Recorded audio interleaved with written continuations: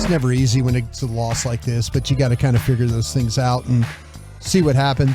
Do you kind of, when you're watching it, do you kind of cover your eyes, but then you just peek through your fingers a little bit because you don't really want to watch it, but you also have to because you're a sick man, and if you don't digest all 22 film within 24 hours of the game ending, you'll kind of physically maybe combust or short circuit? You know, it's a good idea to look through my fingers on that thing. Seriously, I haven't thought about that. I just know, you get to a certain point in time of the game and you kind of get a flow for the game and what's happening, and then you realize, okay, something bad's about to happen here. Or something that it's not going to, help you winning a football game. And the first thing I'll start with is you guys, I think, well, Kevin, we were talking about it, and you mentioned about kicking the field goal in that thing. And I was talking to people in Green Bay, and it's like, listen, kicking the ball that way would have probably been a disaster. But I understand where you're at on that. I mean, because I was thinking you got to kick this ball, but I think going for it, I don't think was a bad idea there. I just don't like the play call. I just don't like how you set it up in order. The previous play, you get basically the non-defensive holding or non-pass interference call, with Lamb on the third down throw. Oh, Alexander was mugging him. Okay, great. That's fine. You're going to get mugged. They don't call it that. You just got to fight for the next play. The next play to me should have been more about what's your best 2-point play? What's your best play where getting bunch formation, and if they're not going to call penalties like that, run picks. Run things, make these officials then call offensive pass interference. If you're going to let them play, I'm about to run a rub route or a pick. I'm about to put Pollard into the flat with blockers in front, and like they're going to get receptions, like they're going to catch the ball. But the play they ran, there's no rhyme or reason why. And when you run trips, they had trips to the top of the formation, trips being 3 receivers wide right.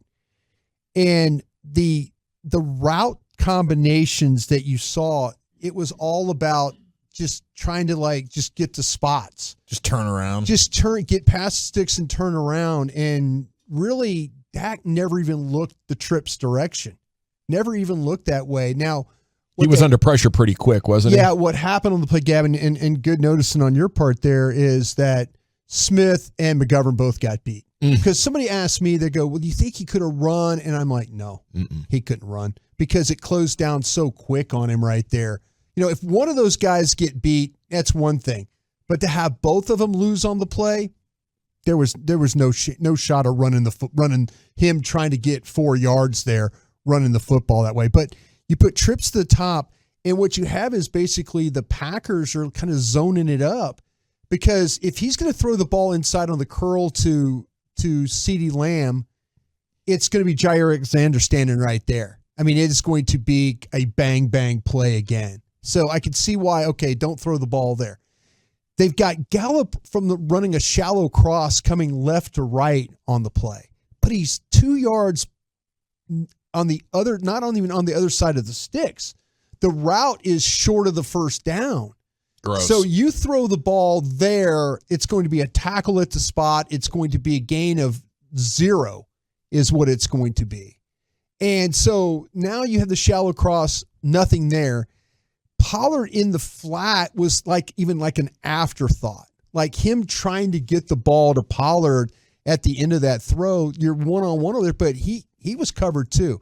Yeah, blanketed. Gallup was blanketed. Yeah, there was no place for Dak Prescott on a 4th down throw to make that play for them to get that first down. That's the sad thing about it, was that your best call on 4th down there. That's the thing that remember, Zach, after the game last night, I was thinking maybe Kellen Moore got caught in a situation where he thought they were going to kick the field goal. Yeah. And he didn't have a play ready. But Mike in post game said 2nd down, he told Kellen, I'm going for it. Sure. So Kellen had an opportunity to have a play ready. That play right there, that was not the right. You should have play. run on 3rd if you were going to go on 4th like that. Yeah. I mean, I absolutely don't disagree with you. No, Gavin, you're right. Because, look, in RJ Ochoa blogging the boys did an excellent job at kind of going through that overtime drive. Before the 3rd and 3, You had 7-yard gain for Pollard, 7-yard gain for Pollard, 9-yard gain for Pollard. That ended up coming back because of the Tolbert offsides, which was disgusting. Then you had a 16-yard pop for Malik Davis. That gets brought back due to, unfortunately, the holding. Right. But you're gashing him on the run, right? So worst case scenario, maybe even pick up the first down if you run the ball on third. Or you're at least setting up a 4th and short. And the Cowboys were 2 for 2 already in the game, converting on 4th and shorts. Yeah. That was just that to me was not the best sequence nor the best play call that you can have there. All right. We all talked about the first interception that Dak had, and it was a 3rd and 11 where they go empty on that first, and the one where it looks like it's bad spacing, where you've got Schultz and then CD basically it was horrible in the same area. All right. Number one is putting Schultz in the game and targeting too much. So even before the play starts, I would like to issue a complaint. Where's Ferguson and Hendershot in the game plan? They can actually run after the catch. Well, they had something unfortunate happen, and this is where you don't have Zeke or you don't use Pollard in this. The previous play to that, they're going to try and throw a screen and they're going to fake the screen going to the left. So Lamb jumps up. They get everybody moving that direction, moving offensively to the left, and they're going to set the screen up coming out the backside to the right. Well, you've got a back in there that doesn't always get to play. So now you're thinking about, okay, well, if you put Pollard in there, or maybe if it was Zeke, maybe if Zeke's active, then you throw the screen to him over there. But to put a guy in there that's not used to running it, what happens is he gets knocked off track. He gets knocked out of the play. He doesn't get out in order so Dak can throw the football. So now Dak has to eat it, and then he runs for -1.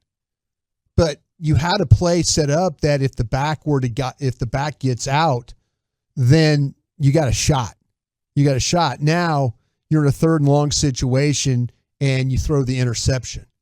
So that just goes to show you a little bit there that sometimes you call plays and then they don't actually, one play sets up, a negative play sets up another negative play in that situation. So that's just unfortunate right there that they had the I would have put Pollard in the game and run him on that. You know what it is? Because he's used to, that's something he's used to doing, something he's comfortable with. To me, it's just how close they were to victory and how many things had to go against you. In some ways, this was just your bad luck game of the year. But there's also some trends inside there that I felt like have been tripping this team up for a year and a half, and they got to get it fixed if they want to really seriously be a contender. Right now, you're a hopeful. You're not this is our thing to lose type of deal. On the 4th and 7 that I brought up on that particular coverage there where they get the touchdown going across where they get the touchdown to number 9 there on the play. They're in a bunch formation, and what happens is when they scatter, when the Packers receivers scatter, that throws Bland into a terrible, terrible situation there. And he's got no shot in coverage there. Now, I will say this, Malik Hooker was no help in this one either. Malik Hooker, he ends up going too far to his left and doesn't see the route coming across Bland. He doesn't see Bland in trouble and is really, really late getting over there to help. And so now Bland is having to chase. The route's coming across the field. There's no safety help in the middle of the field. Now, what happens also inside on the rush, Micah gets too wide. He's too wide on the rush. They're going to twist it where he's coming inside, and he really overruns the play is what happens. And by him overrunning the play, then that allows Rodgers to step up and make the throw. You got him in a situation right there where you got him where you could pass rush, the blitz is coming, Micah's going to be on the rush, but he's too wide. And what happens when he gets too wide, his path is too wide, that gives Rodgers the chance to step up. And that was your problem on that particular play. And then that's how they get they get the touchdown on that throw right there. So disappointing watching that Watson dude just he's had a terrible start to the season. I mean, all these wide receivers. Horrible start to the game. And Drops. yeah, I mean that's a good point. He's dropping balls to start the game, and for him to be the one, it was just so annoying. I just saw this stat. They only targeted Diggs once last night. Yeah. You know, your lack of two good corners really hurts you, especially once the injury happened, Brian. Yeah, and real quick here before we finish up, I just want to talk on a positive thing. The Tank twist inside the sack fumble, that was a great effort by his part because they're going to run what we call that twist stun inside. The tackle goes outside, the end comes inside, and Tank does a great job of beating the guard on the play inside. And when Rodgers tries to step up, Tank is able to get redirect and knock the ball out of his hand. And if he doesn't make that play, Allen Lazard is wide open for a touchdown on that particular play. They get really good push. Hankins gets push inside. The twist helps with the Tank getting home. He knocks the ball down. But by forcing that fumble, if Rodgers gets out of all that mess, Allen Lazard is wide open for a touchdown. So great job by Tank, making a big-time play when they needed it in that particular situation.